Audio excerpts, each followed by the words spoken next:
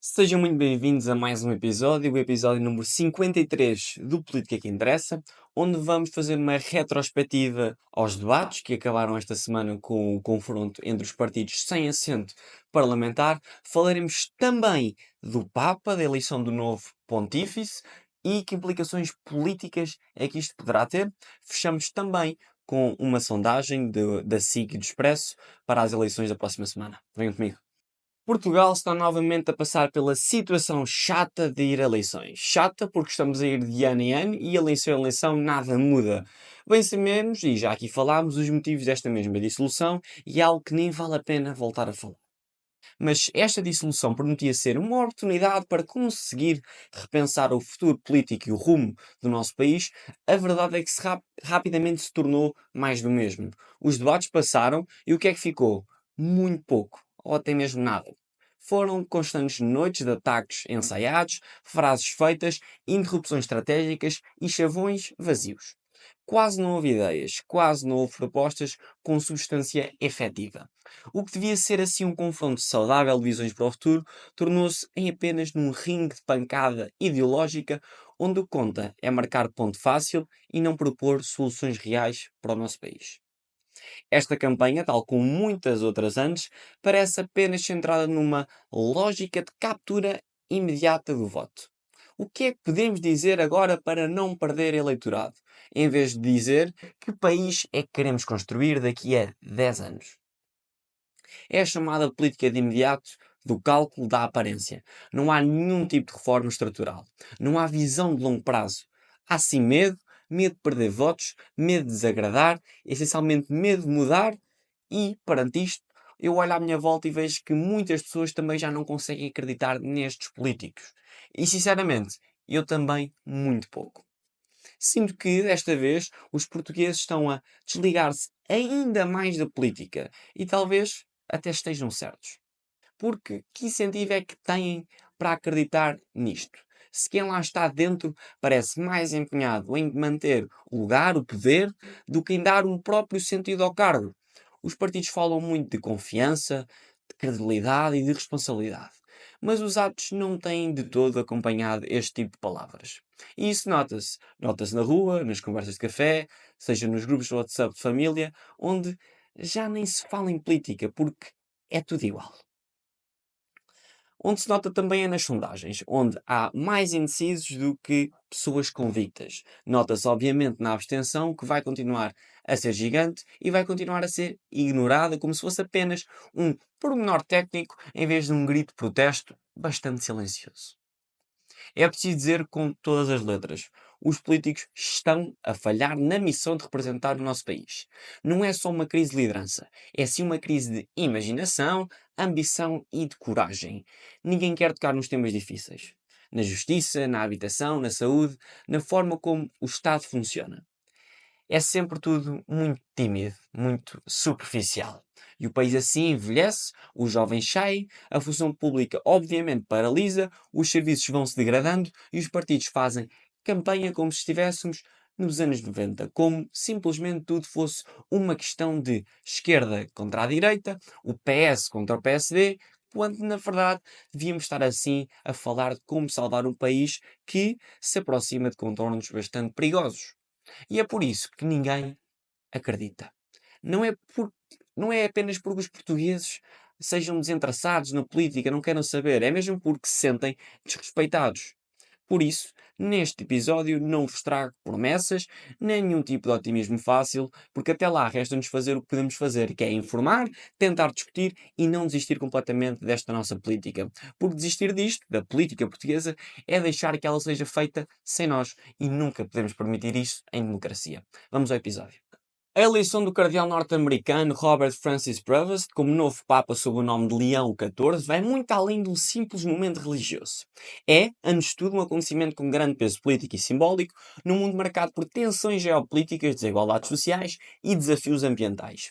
Ao escolher o nome Leão XIV, o novo pontífice evoca a figura de Leão XIII, autor da encíclica Rerum Novarum, um documento fundacional da doutrina social da Igreja que procurava responder à questão: operária no auge da Revolução Industrial.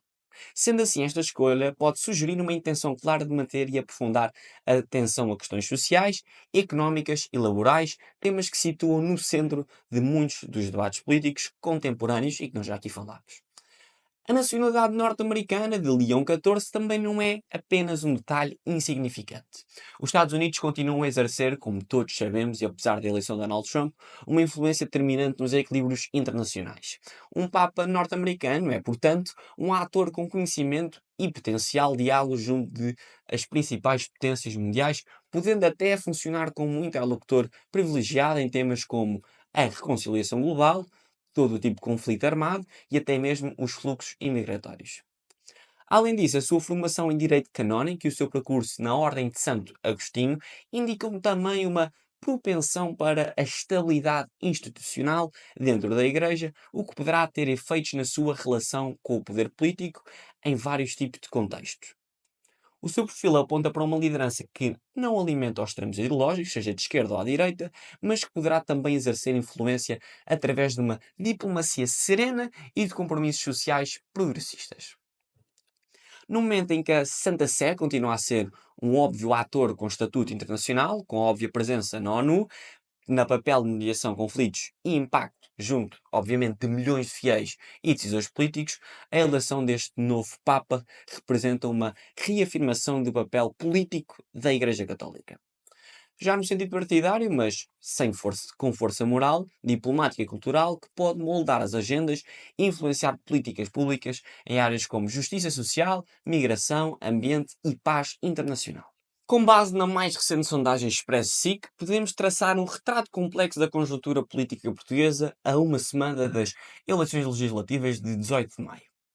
A maioria dos eleitores manifesta o desejo óbvio de mudança de governo, mas, paradoxalmente, a Aliança Democrática continua a liderar nas intenções de voto. Esta contradição revela uma desconexão entre a insatisfação generalizada e uma ausência clara de alternativa mobilizadora no panorama político atual.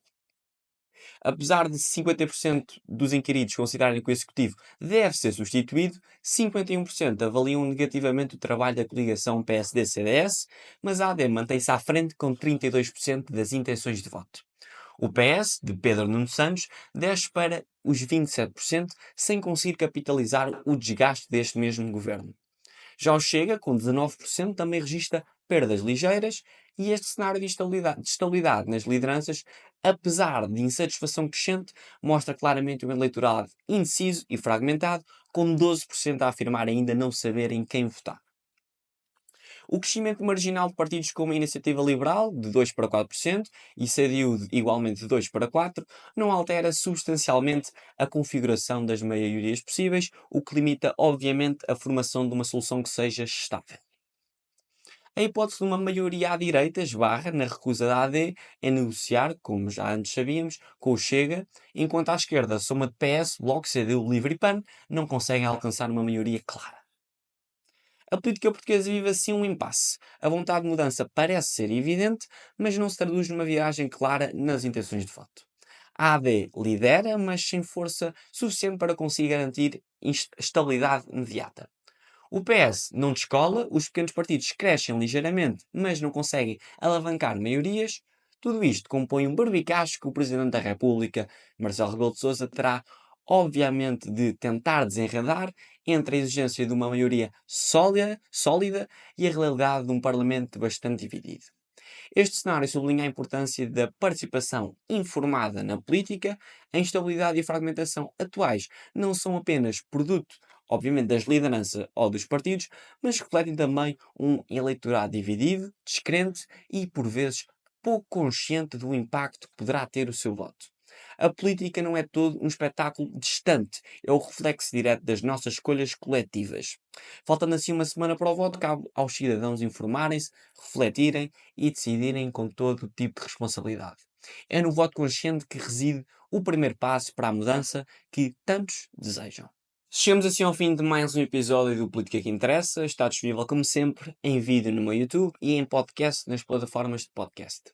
Quanto ao próximo episódio, perante o cenário eleitoral, em que vamos saber os resultados das eleições no próximo domingo à noite, não faz sentido eu colocar o próximo episódio do Política que Interessa no mesmo horário. O que significa que os moldes do próximo episódio, seja sair mais cedo ou sair depois das eleições com o rescaldo às mesmas, ainda está por definir. Informarei tudo na minha página do Instagram, que deixo aqui em cima.